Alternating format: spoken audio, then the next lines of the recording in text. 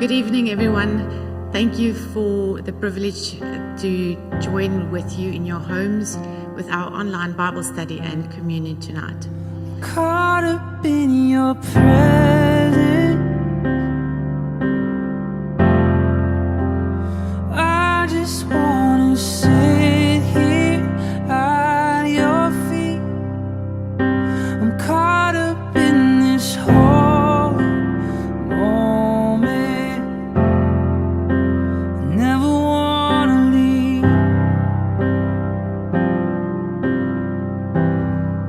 Oh, I'm not here for blessings. Jesus, you don't owe me anything, and more than anything that you can do, I just want you.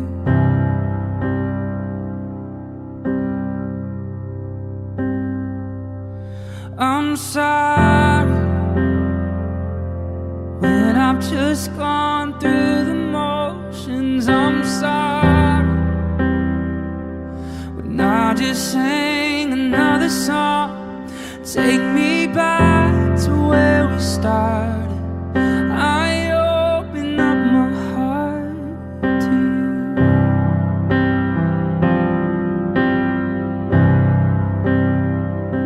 Oh, I'm sorry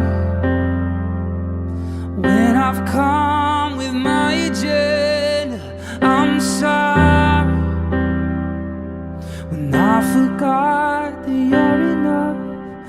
Take me back to where we started. I open up my heart to you.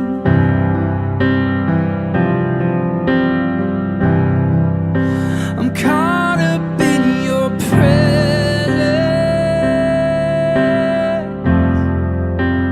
I just wanna sit here at your feet.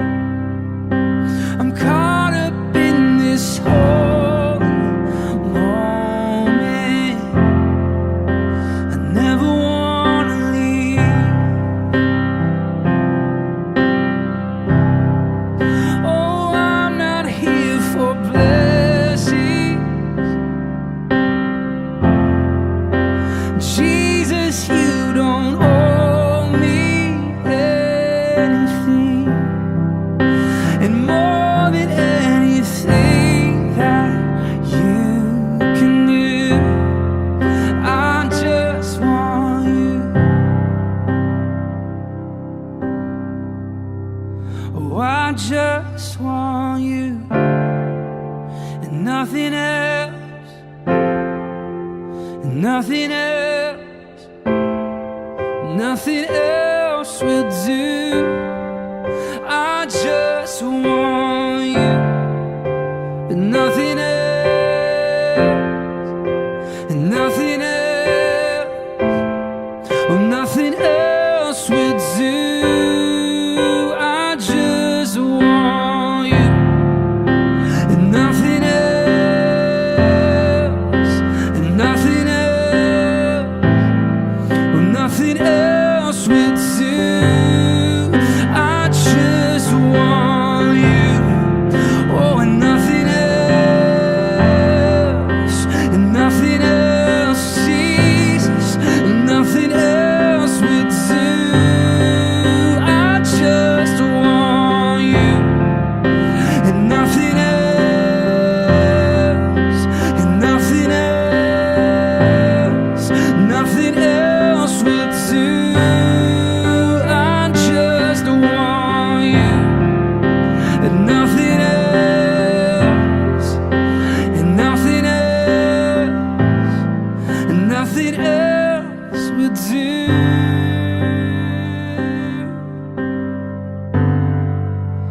I'm caught up in your presence.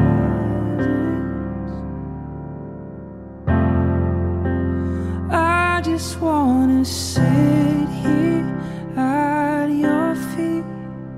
I'm caught up in this whole moment. I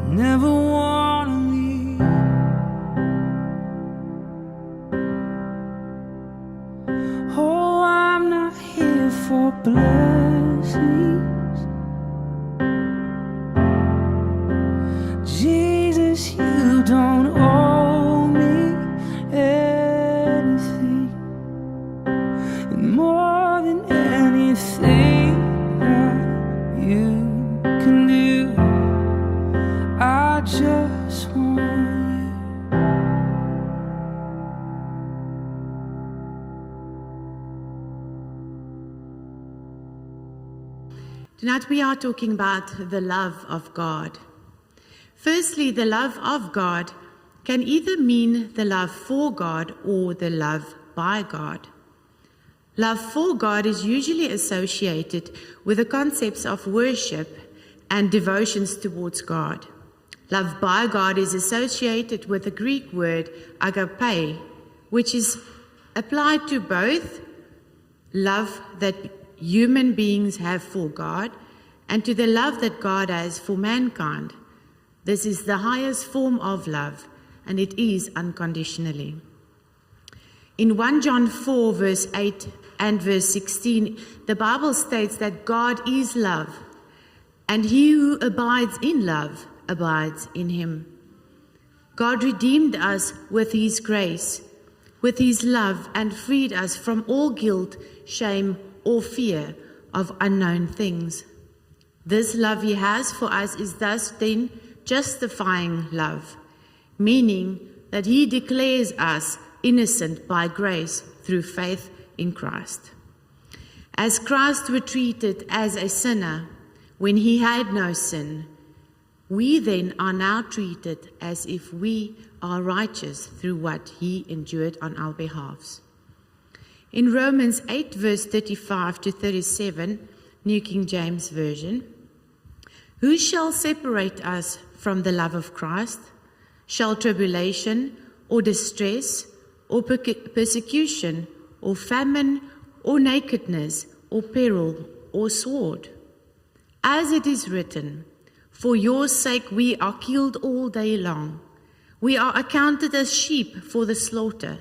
Yet in all these things we are more than conquerors through him who loved us. So then now, who or what circumstance can separate us or move the love from us that God has for us? What exactly comes to mind when we read this scripture? Is there emotions being stirred up maybe? Truth to be said, unfortunately, we might have had a bad life experience where we were left deeply hurt by the mere word of love.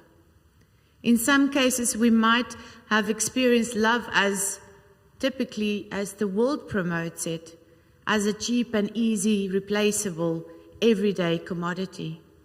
Sometimes that can be there, and then the next moment no longer be. But if we can understand and grasp the intensity of the scripture, we have the written facts that no tribulation or distress or persecution, famine, nakedness, peril or sword can separate us from the love of God, as we are more than conquerors through him who loved us. Then John 3:16, for God so loved the world that he gave his only Son, so that no man should perish. In my mind, these two scriptures complement each other in a very good way. I almost want to say it is what it is. It is what it says it is. Through the love of the creator of the universe, we can conquer all the onslaughts of this world. He gave his Son so that we can conquer everything through him. It is nothing else but absolute. It is always has been. Life and love. Then why life and love, I say? Because Christ gave his life for love. God gave Jesus because of love. Therefore, we should never, ever compare what the world presents to what God has already set in motion for our benefit thousands of years ago. Besides, the other obvious fact that the 9 fruits of the Spirit, which we can find in Galatians 5, starts off with love. Then God gives us the joy that follows love, the peace that transcends all understanding, the patience to endure all the onslaughts, the kindness to others, the goodness to share with your neighbor, faithfulness with what God entrusts you with, gentleness when working with His children. And then self-control to know our boundaries. But love comes first. It all began with love. It is love without boundaries. It is not a commodity. It is not even a marketable source. It is a powerful power source that knows no borders, no mass, and has no energy output. It is a holy and sacred intensity bestowed on us by God. We cannot earn it. We do not deserve it. But God is God, and He is love. If we can grasp the fact that no matter who or what, His true love is always forever. That is all we have to cling to. It was from a cross to a grave, and today our living King, that we can have eternal life and enjoy everything in between. It is the resurrection power, the resurrection life. We live with this gift in our hearts, with the knowledge of a life free from sin and bondage, all because of His great, great love. If we accept this beautiful gift, we can rest in confidence, and great will be our peace. Not the peace as the world gives. Peace, irene peace, nothing broken, nothing lacking. God loves not like the world loves. He loves much deeper, more true in what unleashes the beauty of God in and through us. In the TPT translation, Romans verse 6:22, it says, "As God's loving servants, you live in joyous freedom from the power of sin. So consider the benefits you now enjoy. You are brought deeper into the experience of true holiness. That ends with eternal life."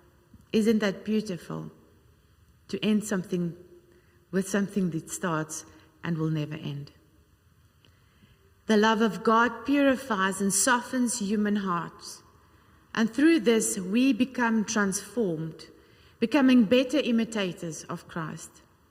Because relationships are God's priority, our relationship with God is our ultimate aim. As we draw closer to Him, He draws closer to us.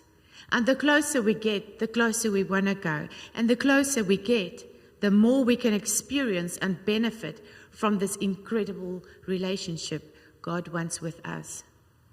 Through this, we have received the covenant to be cleansed from sin, saved by grace, and protected until our time on earth is done. And then stepping into that eternal life with Christ in heaven. With thankful hearts tonight, we can share in communion the love of Christ has for us, shedding His blood on Calvary, sacrificing His life for us. Taking the bread together, confessing with our mouths that Jesus is Lord, that we are made whole only through His sacrifice.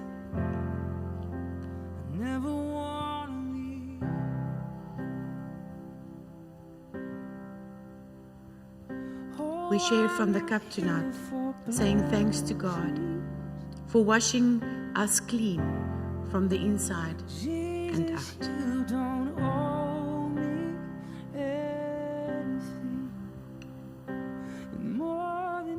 Amen. Thank you so much.